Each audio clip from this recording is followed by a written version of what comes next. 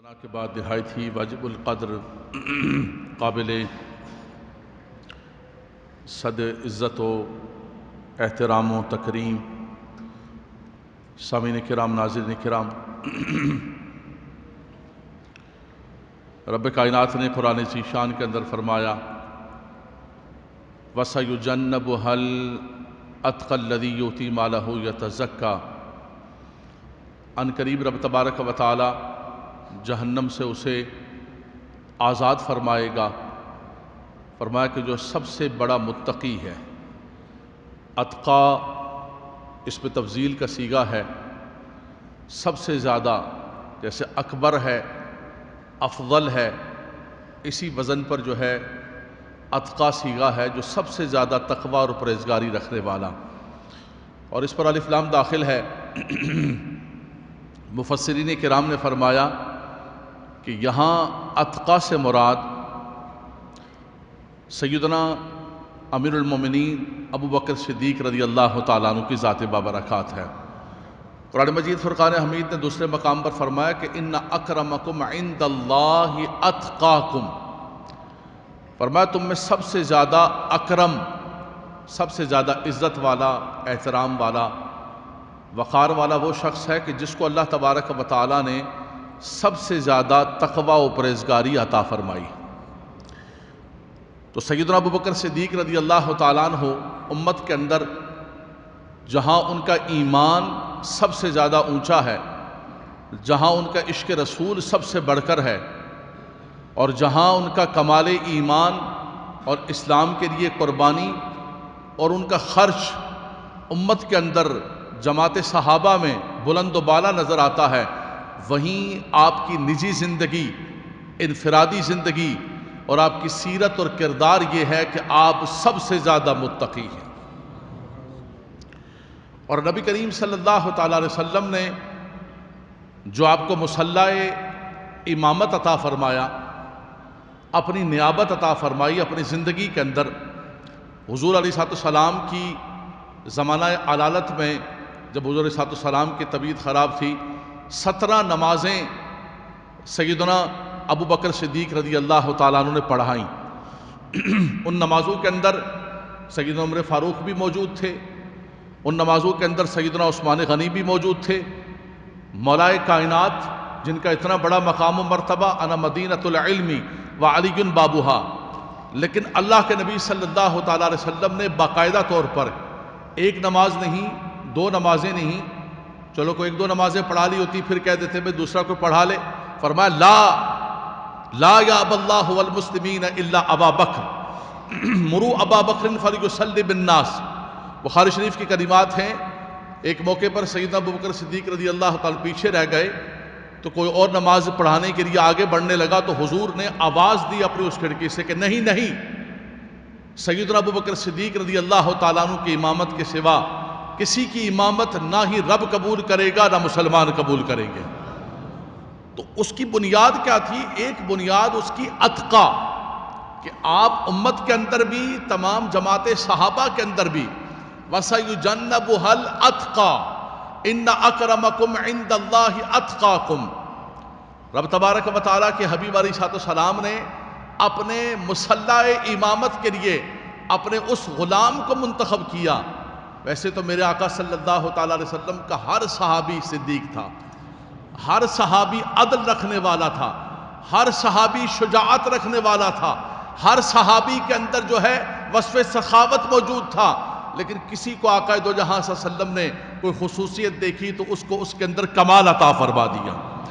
سیدنا ابو بکر صدیق رضی اللہ تعالیٰ عنہ کے لیے قرآن کہتا ہے وَسَيُجَنَّبُهَا الْأَتْقَى، کہ آپ سب سے زیادہ متقی تھے، سب سے زیادہ پرہیزگار تھے۔ حضرات گرامی، تقوی کی جو بنیاد ہے وہ سب سے پہلے شروع ہوتی ہے کہ ہم اپنے پیٹ کے اندر کیا کھا رہے ہیں، کیا پی رہے ہیں۔ جس زمانے کے اندر میں اور آپ جی رہے ہیں، اس زمانے کے اندر تو تقوی یہ ہے کہ ایک انسان لباس پہن کے بیٹھ جائے، خضری لباس پہن کے بیٹھ جائے، تسبیح ایک بڑی سی ہاتھ کے اندر رکھ لے اور لوگوں کے سامنے سر ڈال کے نیچے بیٹھ جائے تو لوگ سمجھتے ہیں جناب یہ سب سے بڑا صوفی ہے۔ وہ کیا کماتا ہے، کیا کھاتا ہے؟ تو اقبال نے بھی کہا تھا کہ لباس خضر میں یہاں ہزاروں راہزن پھرتے ہیں۔ ہم اس چیز کی پرواہ نہیں کرتے کہ ہم کیا کھا رہے ہیں، کیا پی رہے ہیں، کیا کما رہے ہیں، اپنے بچوں کو کیا کھلا رہے ہیں، اپنے پیٹ کے اندر کیا ڈال رہے ہیں۔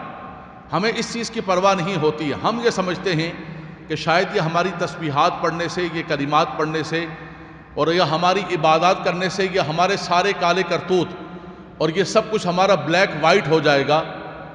ایسا کچھ بھی نہیں ہے۔ آئیے ان کا عمل دیکھتے ہیں، ان کا کردار دیکھنے، انہوں نے تقوی کے لیے جن کو قرآن نے اتقا کہا ہے، سب سے پہلے کیا کام کیا، سب سے پہلے کس چیز کا اہتمام کیا ہے؟ وہ تو معیار ہے ہمارے لیے نا۔ ان کو قرآن نے معیار ایمان قرار دیا ہے۔ فَإِنْ آمَنُوا بِمِثْلِ مَا آمَنْتُمْ بِهِ فَقَدْ اهْتَدَوْا، ان جیسا ایمان لے کر آؤ تم کامیاب و کامران ہو جاؤ گے۔ اور پھر جماعت صحابہ کے اندر افضل البشر بعد الانبیاء بالتحقیق سیدنا ابوبکر صدیق رضی اللہ تعالیٰ عنہ۔ آپ کے تقوی اور پرہیزگاری کا یہ عالم ہے۔ آج تو اللہ تبارک و تعالیٰ محفوظ فرمائے، ہم حلال و حرام کی بھی کوئی پرواہ نہیں کرتے۔ کوئی جھوٹ کا مال آ رہا ہے، ظلم کا مال آ رہا ہے، فراڈ کا مال آ رہا ہے، کسی کا گلا کاٹنا پڑے، جھوٹ بولنا پڑے، کچھ بھی کرنا پڑے ہمیں، ہمارا ایک ہی مشن ہے، ایک ہی مشن ہے اس مادیت کے پرفتن دور کے اندر جس نے ہمیں تباہ و برباد کر دیا۔ وہ یہ ہے کہ کسی طریقے سے میرے پاس مال آنا چاہیے، میرے بچوں کے پاس مال آنا چاہیے، میرا لیونگ سٹائل اور میری زندگی جو ہے اس کے اندر تبدیلی اور بدلاوا آنا چاہیے، چاہے اس کے لیے مجھے کچھ بھی کرنا پڑے، خدا کو ناراض کرنا پڑے، خدا کے رسول کو ناراض کرنا پڑے، مخلوق خدا پر ظلم کرنا پڑے، مجھے جھوٹ اور فراڈ کرنا پڑے، میں سب کچھ کر گزروں گا، لیکن میں ہر صورت کے اندر جو ہے اپنی زندگی کے اندر مال و دولت کو لے کر آؤں گا۔ وہ الگ بات ہے کہ اس کو بعد میں کھا بھی سکوں، برت بھی سکوں، استعمال بھی کر سکوں، نہ کر سکوں، اور پیچھے میری اولادیں اسی مال کے اوپر عیاشی اور فحاشی کر رہی ہوں، اور قبر میں حساب دے رہا ہوں اور میں بھگت رہا ہوں، وہ ایک الگ چیز ہے۔ لیکن بہرحال مجھے زندگی کے اندر کچھ کر گزرنا ہے، مجھے کچھ کر گزرنا ہے اپنے بچوں کے لیے اور اپنی اولاد کے لیے، بلکہ کچھ تو ایسے ہیں کہ جن کے پاس 7 نسلوں کے پڑے ہوئے ہیں لیکن پھر بھی ان کو سکون و اطمینان نہیں ہے۔ حضرات گرامی، یہ لوگ ہمارے لیے آئیڈیل ہیں امت کے۔ سیدنا ابوبکر صدیق رضی اللہ تعالیٰ عنہ، خلیفۃ المسلمین، خلیفہ اول، نائب رسول، افضل البشر بعد الانبیاء بالتحقیق، اس امت کے اندر جن کو اللہ نے اتنا بڑا مقام عطا فرمایا۔ آپ ایک مرتبہ سیدنا ابوبکر صدیق رضی اللہ تعالیٰ عنہ کا ایک غلام تھا، اس نے بہت زیادہ آپ کو بھوک لگی ہوئی تھی، کوئی چیز آپ کو پیش کی، دودھ پیش کیا پینے کے لیے۔ آپ نے بھوک کی شدت تھی، اس سے دودھ لیا، غلام تھا ان کا، دودھ پی لیا۔ دودھ پینے کے بعد خیال آیا کہ بھائی یہ تم نے یہ دودھ مجھے دیا ہے، یہ کہاں سے دیا اور کہاں سے لایا؟ اچھا، ہم تو نہیں پوچھ سکتے، نہ آپ پوچھ سکتے نہ میں پوچھ سکتا ہوں، یہ جو میں بیان کرنے والا ہوں میں خود بھی نہیں پوچھ سکتا ہوں بھائی یہ کہاں سے لے کر آیا ہوں۔ نہیں، ٹھیک ہے یار، کیا کر سکتے، لڑیں گے کیا ہر ایک کے ساتھ؟ پوچھیں گے کیا؟ پوچھ کے پیو گے؟ مولانا کسی کے گھر پہ جاؤ گے پوچھ کے پانی پیو گے؟ کدھر لے کر آئے ہو، حلال کا لائے گا حرام کا لے کے آئے ہو؟ کچھ نہیں، ٹھیک، چلتے رہو۔ آپ نے پوچھا اپنے غلام سے کہ بھئی یہ جو تم نے دودھ دیا مجھے، یہ کہاں سے لے کر آئے؟ اس نے کہا کہ حضور میں بڑی معذرت چاہتا ہوں، میں آپ کو بتا نہیں سکا ہوں۔ زمانہ جاہلیت کے اندر میں نے ایک مرتبہ کسی شخص پر کوئی منتر پھونکا تھا، زمانہ جاہلیت کا منتر، جس کے اندر شرکیہ اور غلط کلمات بھی ہوتے۔ قرآن و حدیث کا دم تو باعث برکت ہے، اور قرآن و حدیث کے دم پر اگر کوئی چیز لیتا ہے، اس پر تو بخاری شریف کی حدیث پاک باقاعدہ موجود ہے کہ صحابہ کرام نے ایک شخص کو دم کیا اور اس دم پر جو ہے وہ 30 بکریاں دی گئیں، تو نبی صلی اللہ علیہ وسلم نے فرمایا کہ اس میں سے مجھے بھی حصہ دو گے، تو وہ تو بالکل جائز ہے قرآن و حدیث کے دم پر اگر کوئی چیز دیتا ہے۔ یہ تھا زمانہ جاہلیت کے اندر، اس نے کہا کہ میں نے ایک منتر پڑھا تھا، دم پڑھا تھا اور کسی پر پھونکا تھا، اور اس نے مجھے جو ہے اس کا دودھ دیا تھا، اس کا مال دیا تھا، اس میں سے میں نے آپ کو پلا دیا۔ اب غلطی سے پی لیا، شرعی طور پر کوئی واجب نہیں تھا، غلطی سے کام ہو گیا ہے، صاحب ہو گیا ہے، پتہ نہیں تھا، جان بوجھ کے نہیں پیا ہے، لیکن سیدنا ابوبکر صدیق رضی اللہ تعالیٰ عنہ تشریف لے گئے اور اپنے منہ کے اندر حلق ڈالا، اپنے حلق میں جو ہے انگلی ڈالی اور قے کرنی شروع کی، الٹیاں کرنی شروع کی اور اس دودھ کو نکالنے لگے۔ نکالتے نکالتے نکالتے یہاں تک کہ آپ کی جو ہے وہ سانسیں پھنس گئیں اور آپ کی طبیعت بہت زیادہ خراب ہو گئی، لیکن جب تک اس کا ذرہ برابر بھی بطن کے اندر رہا آپ کو چین اور سکون نہیں آیا۔ وَسَيُجَنَّبُهَا الْأَتْقَى الَّذِي يُؤْتِي مَالَهُ يَتَزَكَّىٰ۔ یہ جو میں واقعہ سنا رہا ہوں، آپ ہی بیٹھے ہوئے ہیں، میں بھی بیٹھا ہوا ہوں، اس دنیا کے اندر 2021 کے اندر نہ آپ کر سکتے ہیں نہ میں کر سکتا ہوں یہ، لیکن کم از کم ان نفوس قدسیہ کا یہ ذکر سن کر کچھ نہ کچھ ہم سب کا ضمیر ہمیں جھنجھوڑے، ہمارا نفس ہمیں جھنجھوڑے۔ اگر کسی کے اندر ذرا برابر بھی کوئی رقت موجود ہے، کوئی چنگاری موجود ہے، وہ سوچے کہ وہ اس کمال پر تھے تقوی اور پرہیزگاری کے، اور آج ہمارا حال یہ ہے کہ سامنے ہمیں حرام نظر آ رہا ہے، ہمیں پتہ ہے انہوں نے سہون اور غلطی سے پیا، اس کو بھی نکال دیا، اور ہمارے سامنے ہمیں پتہ ہے کہ یہ حرام پڑا ہوا ہے، ہم کہتے ہیں چھوڑو، کیا حلال کیا حرام، مولانا صاحب کیسی باتیں کر رہے ہیں، اب یہ پرانی باتیں ہیں حلال و حرام کی، آج زمانہ ہے سب چلتا ہے، سبھی کر رہے ہیں، سب لوگ کر رہے ہیں، سب لوگ یہ کام کر رہے ہیں، اس لیے ہم نے کر لیا تو کیا ہو گیا۔ دیکھیں معیار نہیں ہے، قرآن نے اکثر طور پر فرمایا کہ اکثرہم لا یعقلون، اکثرہم لا یشکرون، اکثرہم لا یفہمون، اکثر لوگ تو ہمیشہ جو ہے غلط راہوں پر جاتے ہیں۔ دنیا کے اکثر آبادی کو دیکھ لیں، اگر دنیا کے اندر 7 ارب لوگ ہیں تو اکثر کدھر جا رہے ہیں؟ انہوں نے 3 4 خدا بنائے ہوئے، خدائی کو نہیں مانتے، تو کیا اکثر کی بنیاد پر آپ جو ہے ان راہوں پر چل پڑیں گے؟ اکثر کو نہ دیکھیں، یہ دیکھیں کہ رب تبارک و تعالیٰ اور اس کے رسول صلی اللہ تعالیٰ علیہ وسلم کا کیا حکم ہے۔ سنانے کا مقصد یہ ہے سیدنا ابوبکر صدیق رضی اللہ تعالیٰ عنہ کی حیات طیبہ کا یہ پہلو کہ کم سے کم ہم سب کے، میرے اور آپ کے ضمیر، ہمارے اندر کچھ شرمندگی پیدا ہو، کچھ ذرا برابر ہمارے اندر ندامت پیدا ہو، اور ہم اپنی زندگی کو دیکھیں کہ کن راہوں پر، کن رستوں پر جا رہے ہیں۔ مجھے کل پرسوں کسی نے بتایا کہ یہ ساری جو ٹھاٹھے ماٹھے اور یہ گاڑیاں، یہ بچے جو لیکسس لے کے گھوم رہے ہیں، حالانکہ یہ ساری کی ساری بینک کی، موصوف کا گھر بھی بینک کے اندر مورگیج کیا ہوا ہے، بچوں کی گاڑیاں، گھر والوں کی گاڑیاں، فیکٹریاں، دکانیں، سارا کچھ بینک کے اندر سود پر لے کر، اور ہم دنیا کے اندر عیاشی مچا رہے ہیں، اور ہم سمجھ رہے ہیں کہ ہم بڑا اچھا کام کر رہے ہیں۔ حضرات گرامی، یہ ایک ایک چیز کا ہمیں حساب دینا پڑے گا۔ اس زندگی کو بھی تباہ کر رہے ہیں، نسلوں کو بھی تباہ کر رہے ہیں، اپنی قبر کو بھی تباہ کر رہے ہیں، اپنی آخرت کو بھی تباہ کر رہے ہیں، اور یہ وہ لوگ کر رہے ہیں کہ جن کے پاس سب کچھ ہے، اللہ نے دیا ہوا ہے، ایک فیکٹری ہے، بھئی یہ کیوں لون لیں؟ تو یاد رکھیے گا کہ کوئی تبلیغ، کوئی نمازیں، کوئی عمرے، کوئی حج، سب سے پہلے آپ یہ دیکھیں کہ آپ اپنے بطن کے اندر کیا ڈال رہے ہیں۔ سیدنا عبداللہ بن عمر رضی اللہ تعالیٰ عنہ فرماتے ہیں کہ ایک شخص نے اگر ایک کپڑا پہنا ہوا ہے وہ 10 درہم کا ہے، اور فرمایا کہ 9 درہم اس کے اندر حلال کے ہیں، 1 درہم اگر حرام کا ہے، جب تک وہ کپڑا بدن پر ہے کوئی نماز اللہ قبول نہیں کرے گی۔ کیا عمرے اور کیا حج اور کیا ساری باتیں، اور کیا مذہب کو ہم نے ایک تماشا بنایا ہوا ہے کہ کچھ بھی کرتے جاؤ، اندر داخل کرتے جاؤ، اور ایک مذہبی گیٹ اپ بنا کے رکھو، ایک مذہبی صورت بنا کر رکھو، سفید کپڑے پہن کے رکھو، عمروں پر جاتے رہو، تبلیغ پر جاتے رہو، چلے کاٹتے رہو، تم یہ سمجھتے رہو کہ تمہارا سب کچھ معاف ہوتا رہے گا، بلکہ باقاعدہ طور پر قوم کو یہ بتایا جا رہا ہے کہ تم اتنے نفل پڑھ لو گے، تم اتنے یہ کر لو گے، تو اتنے۔ ایک نوجوان آئے میرے پاس، کہنے لگا کہ میں نے قرض لوگوں کے پیسے کھائے ہوئے، کیسے معاف ہو سکتے ہیں؟ میں نے کہا نہیں ہو سکتے۔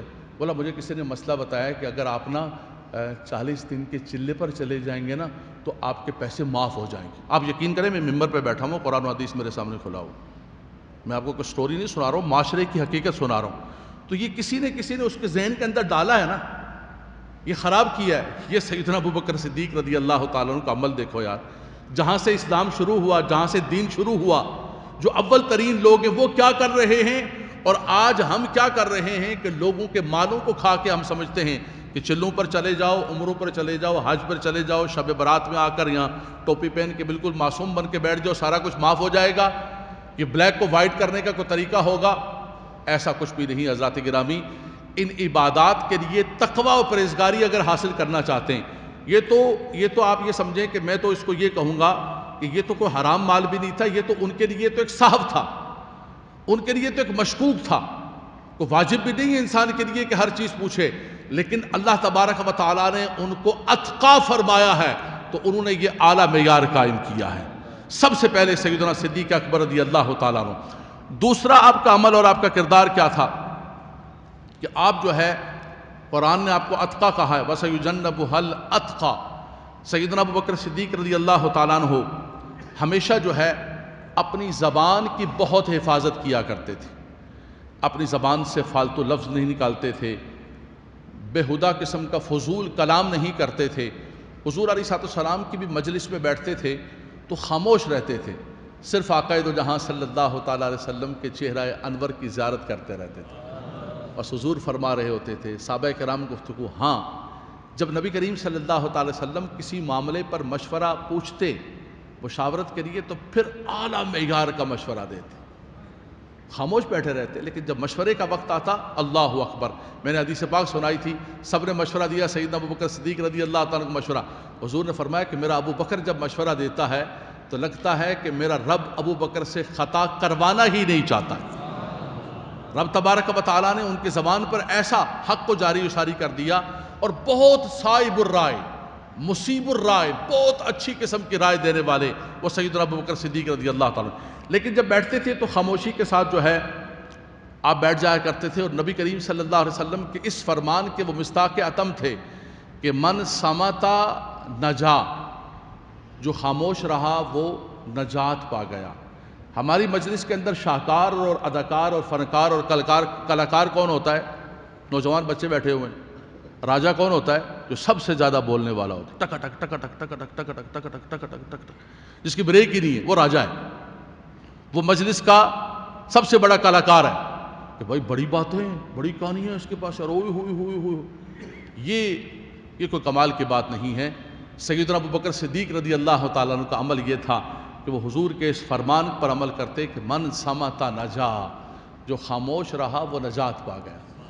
پھنستا وہی ہے جو زیادہ بولتا ہے، زیادہ بولتا ہے وہ پھنستا ہے۔ فرمایا کہ تول کر بولو، جہاں ضرورت ہو وہاں پر بولو۔ من حسن الاسلام المرء ترک ما لا یعنی، اسلام کا حسن یہ ہے کہ لا یعنی بات کو، لا یعنی چیز کو ترک کر دو، یا دنیا کا فائدہ ہو یا دین کا فائدہ ہو، ورنہ فرمایا کہ اس کے سوا تمہیں نہیں بولنا چاہیے۔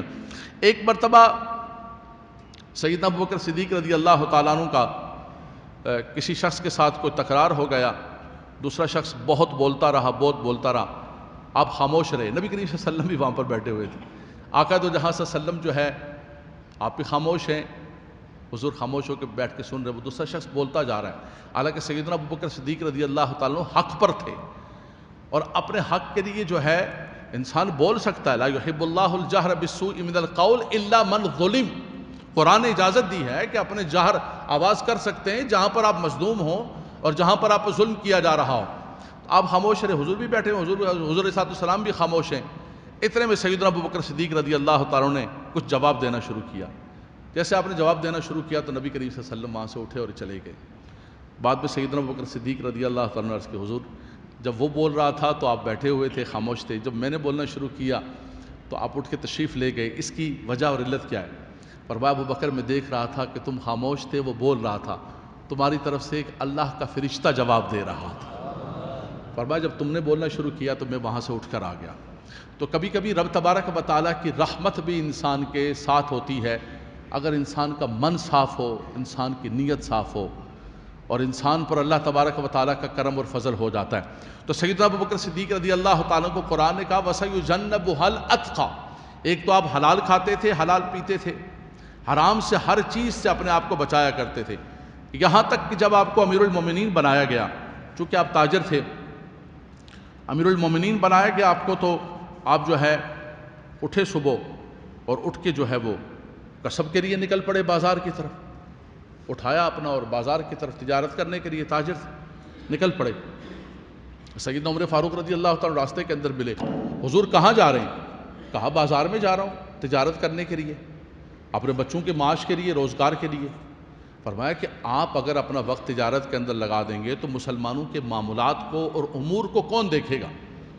مسلمانوں کے امور کو دیکھنے کے لیے آپ کو وقت دینا پڑے گا۔ آپ نے فرمایا تو مجھے تو اپنے بچوں کے جو ہے مجھ پر نان و نفقہ واجب ہے، مجھے ان کے لیے کسب کرنا پڑے گا، کسب مجھ پر واجب ہے۔ آپ نے پھر جو ہے سیدنا عمر فاروق رضی اللہ تعالیٰ عنہ نے جلیل القدر صحابہ کرام کو بلایا اور بلا کر یہ طے فرمایا کہ بھائی امیر المومنین کام نہیں کریں گے، بلکہ جو ہے وہ آپ کا مال غنیمت سے وظیفہ متعین کیا جائے گا۔ اب وظیفہ کتنا متعین کیا جائے اس کے بارے میں صحابہ کرام آپس میں بحث کرنے لگے۔ کہا کہ جو ایک عام مہاجر کا روز کا خرچہ ہے، فرمایا کہ وہ خرچہ آپ کا متعین کیا جائے گا۔ چنانچہ سیدنا صدیق اکبر رضی اللہ تعالیٰ عنہ کے لیے آدھی بکری کا گوشت، لباس اور روٹی مقرر کر دی گئی۔ ایک اوسط درجے کے مہاجر کے خوراک کے برابر آپ کی خوراک، موسم گرما اور سرما کا لباس آپ کے لیے متعین کر دیا گیا۔ وہی نظام چلتا رہا اور جب سیدنا ابو بکر صدیق رضی اللہ تعالیٰ عنہ کا وصال کا وقت آیا، یہ سنیے گا، یہ ہمارے حکمرانوں کے لیے بھی بہت بڑی، جو حکمرانی خدمت خلق کے نام پر آتے ہیں۔ ہمارے وزیر اعظم صاحب بھی کہہ رہے ہیں کہ میرا خرچہ جو ہے بنی گالا کا خرچہ پورا نہیں ہوتا ہے۔ مجھے معلوم نہیں ہے کتنی لاکھ تنخواہ ہے، 4 لاکھ ہے، 5 لاکھ ہے، مجھے صحیح طریقے سے معلوم نہیں ہوں۔ مجھے کوئی بچے کو انفارمیشن دے دیتے ہیں تو وہ مل جاتی ہے، اگر کوئی غلطی ہو جائے تو مجھے معاف کر دیجیے گا، میں مولانا آدمی ہوں، میری انفارمیشن اتنی زیادہ نہیں ہے جو ایک صحافی کی ہوتی ہے، لیکن بہرحال کچھ مضامین کوئی دنیا کے شد بدھ کرتے رہتے ہیں، پڑھتے رہتے ہیں، چیزوں کو، نظام کو پڑھتے رہتے ہیں۔ تو وزیر اعظم صاحب کہتے ہیں کہ میری تنخواہ، پچھلے دنوں کھڑے ہو کے رو رہے تھے کہ میری تنخواہ پوری نہیں ہوتی ہے۔ حضور آپ ذرا اتریے، ریاست مدینہ کا نام تو آپ نے بہت زیادہ وہ کر دیا، اللہ تبارک و تعالیٰ محفوظ فرمائے۔ خدا کی قسم شرم آتی ہے نام انسان لے ریاست مدینہ کا، اور آپ کی لیونگ سٹائل کیا ہے، ایک عام انسان کا لیونگ سٹائل کیا ہے۔ پاکستان کے 80% مخلوق خدا کیسے جی رہی ہے، ان کے کھانے کا، ان کے پینے کا، ان کے ہیلتھ کا، ان کے ایجوکیشن کا، ان کے کسی بھی زندگی کے جو ہے نظام، وہ ایک عام جو ہے دنیا کے اندر جو لیونگ سٹائل ہے اس کے برابر بھی نہیں ہے۔ اور آپ یہ کہہ رہے ہیں کہ میرا خرچہ پورا نہیں ہو رہا، یعنی میری بڑھائی جائے۔ ہاں ہیں، ہم انصاف پر آئے، اور ہم مخلوق خدا کے یہ سارے چور تھے، یہ پچھلے جتنے سارے تھے یہ چور تھے، ہم جو ہے وہ ساہوکار آئے ہیں۔ حضور آئیے، ہم آپ کے ساتھ کھڑے ہوں گے، لیکن اس حال میں نہیں کھڑے ہوں گے جس حال میں آپ نے یہ علماء کو اسلام آباد بلایا تھا اور منہ کالا کروا کے وہ غریب بھی واپس آئے، اللہ تبارک و تعالیٰ محفوظ فرمائے۔ اس حال میں نہیں، آپ اقدامات کیجئے، یار ہم آپ کا ساتھ نہ دیں تو آپ بتائیے گا، آپ کی تو جیے۔ آپ کہتے ہیں خرچہ پورا نہیں ہوتا، سیدنا ابو بکر صدیق رضی اللہ تعالیٰ عنہ نے ایک عام مہاجر کی جو خوراک کا اندازہ ہے، آپ ذرا ایک مرتبہ اتر کے تو آئیے عام آدمی کی زندگی۔ جب وہ ان کے فنکار جو باہر سے امپورٹ کیے ہوئے بجٹ بنا رہے ہوتے ہیں کہ 15,000 20,000 ایک مزدور کی تنخواہ ہے، اور اس پر وہ جو ہے اس کے بچے بھی پڑھیں گے، وہ کرایہ بھی دے گا، کھائے گا بھی، پیے گا بھی، بجلی کا بل بھی دے گا، اور ان کے وہ فنکار جو اکانومی کے چیمپئن ہیں وہ بنا کر ان کو پیش کر رہے ہوتے ہیں، اور اس پر نظام چل رہا ہوتا ہے۔ ابھی آپ نے دیکھا کہ سرکاری ملازموں پر ڈنڈے برسائے اور ان کو جو ہے ان کو پر شلنگ گیس کے شیل پھینکے، کس بنیاد پر؟ وہ کہہ رہے تھے کہ حضور ہم سے نان شبینہ بھی چھین لیا آپ نے، کم سے کم اتنا تو دے دو کم سے کم کہ ہمارا نظام چل سکے۔ سیدنا ابو بکر صدیق رضی اللہ تعالیٰ نے اس خوراک پر، اس نظام پر آپ نے 2 سال امارت فرمائی۔ 2 سال جب آپ کے پورے ہو گئے، آپ کا وقت وصال آیا، آپ نے اپنے بچوں کو بلایا اور فرمایا کہ میری پوچھو ذرا بیت المال سے پوچھو، مال غنیمت سے پوچھو کہ 2 سال کے اندر میں نے کتنا وظیفہ لیا، وہ سارا وظیفہ پوچھا گیا۔ آپ نے فرمایا کہ میری وہ جو زمین ہے اس کو میں وقف کرتا ہوں اور اس کو میں واپس کرتا ہوں، اور وہ مال غنیمت کے اندر میرے سارے وظیفے کے عوض جمع کرا دی جائے۔ جو وظیفہ لیا ہوا تھا وہ وظیفہ بھی آپ واپس کر کے چلے گئے۔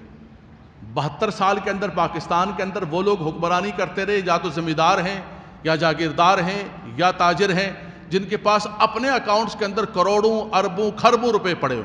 ایک وزیر اعظم کا میں نے پڑھا ہے جو ایک بڑا مسکین سا تھا، وہ تھا معراج خالد، اگرچہ وہ لیفٹی تھا، لیکن یہ ہے کہ وہ ایک بندہ تھا جو چند دنوں کے لیے ایک عارضی طور پر جو ہے وزیر اعظم آیا، باقی سب ارب کھرب پتی، لیکن ہمیشہ جاتے ہوئے یہ چاہتے تھے کہ ہمارے اکاؤنٹس کے اندر یہ 5 سال، جب آپ مجھے بتائیے کہ ایک ایم پی اے کا ووٹ، اب تو ویڈیو آ گئی ہے، ایک ایم پی اے کا ووٹ 50 کروڑ 70 کروڑ کے اندر بکے گا، تو وہ سینیٹر جب بنے گا 31 ووٹ چاہیے کسی جگہ 10 ووٹ چاہیے، جب وہ سینیٹر بنے گا تو وہ اپنے پیسے ریٹرن واپس نہیں کرے گا، وہ کہاں سے کرے گا؟ وہ گھر سے دینے نہیں آیا، وہ اس ملک سے لوٹ کے واپس کرے گا۔ سارا کچھ سامنے آ گیا، سارا کچھ سامنے آ گیا۔ ان لوگوں کو تو پھانسی پہ چڑھانے چاہیے، جیسے موزے تنگ نے کیا چائنا کے اندر، ان کو پھانسی پر چڑھانا چاہیے۔ پھانسی پر چڑھانے کے بعد تب یہ ملک صاف ہو سکتا ہے، لیکن کچھ نہیں ہے۔ انہی لوگوں کو واشنگ مشین سے گزاریں گے، واشنگ مشین سے دھل کے این آر او ان کا کر کے، اور دوبارہ وہ کرسیوں پر بیٹھے ہوں گے۔ واہ واہ واہ واہ واہ، نئی قیادت، نئی حکومت، انصاف آ گیا، تبدیلی آ گئی، بدلاو آ گیا، بدل گیا سب کچھ، لیکن ہوگا کچھ کیا؟ کچھ بھی نہیں بدلا جائے گا۔ سیدنا ابوبکر صدیق رضی اللہ تعالیٰ نے وہ معیار قائم کیا کہ سیدنا عمر فاروق رضی اللہ تعالیٰ عنہ کی آنکھوں میں آنسو آ گئے، فرمانے لگے ابو بکر آپ نے تو وہ معیار قائم کر دیا اپنے بعد کے آنے والوں کے لیے کہ آپ کے تو معیار پر پورا اترنا ہمارے لیے مشکل ترین کام ہوگا، اتنا اعلیٰ معیار قائم کر۔ فرمایا سارے کا سارا مال غنیمت کے اندر واپس کر دو۔ میں ایک جملہ کہوں گا ان بدبختوں کے لیے، ان بد نصیبوں کے لیے، ان بد باطن لوگوں کے لیے جو آج باغ فدق کا اور باغ فدق کا معاملہ ریکھا کہ سیدہ کائنات سے سیدنا ابوبکر صدیق رضی اللہ تعالیٰ نے باغ فدق کو کچھ چھینا تھا اور چھین کر لیا تھا۔ ارے خدا کے بندو، سیدنا ابوبکر صدیق رضی اللہ تعالیٰ عنہ کوئی باغوں کو، کوئی زمینوں کو چھیننے کے لیے حکمران نہیں بنے تھے، آپ تو بلکہ اپنا سارا کچھ قربان کر کے، اپنی زمینیں، اپنے باغات، اپنا گھر بار قربان کر کے حضور کے دین کے پرچم کو بلند کرنے کے لیے آئے ہوئے۔ یہ پیغام ہے ان لوگوں کے لیے جو پاکستان کے اندر لگے ہوئے، رات دن کوئی بھی 10 محرم ہوتا ہے باغ فدق، 9 محرم ہوتا ہے باغ فدق سیدہ سے چھین لیا۔ سب سے پہلی بات یہ ہے کہ انبیاء کرام کی کوئی وراثت ہوتی نہیں ہے۔ نبی کریم صلی اللہ علیہ وسلم کی واضح حدیث پاک میں حضور صلی اللہ علیہ وسلم نے فرمایا لم یورثوا درہما ولا دینارا انما ورثوا العلم، فرمایا کہ ہماری وراثت جو ہے وہ درہم و دینار نہیں ہے، ہماری وراثت تو علم ہے۔ والعلماء ورثۃ الانبیاء، حضور کی کوئی وراثت، نبیوں کی کوئی وراثت نہیں ہوتی ہے۔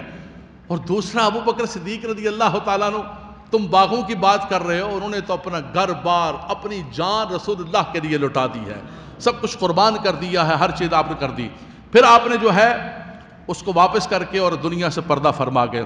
اس پر ایک بڑی اچھی گفتگو کی ہے حضرت امام غزالی رحمۃ اللہ تعالیٰ علیہ نے کہ کس کس پر قسم کرنا واجب ہے اور کون کون قسم سے مستثنی ہے، کس کس کو استثناء دیا جاتا ہے۔ اس پر انشاءاللہ تبارک و تعالیٰ میں گفتگو کروں گا، وقت ہو چکا ہے۔ رب تبارک و تعالیٰ سے یہ دعا کرتا ہوں، جمعے کا دن ہے، بہت مشکل ترین حالات کے اندر ہیں، اس ملک کے حالات بھی میرا خدا ان ظالم اور کرپٹ حکمرانوں کو جو پہلے تھے، جو موجود ہیں، جو پارٹیاں بدل بدل کے، جو نئے نام سے، نئے پرچم سے، سب کا مشن کیا ہے؟ یہ سارے لوگ سن رہے ہیں، یہ کیمرہ لگا ہوا ہے، یہ سب کا مشن کیا ہے؟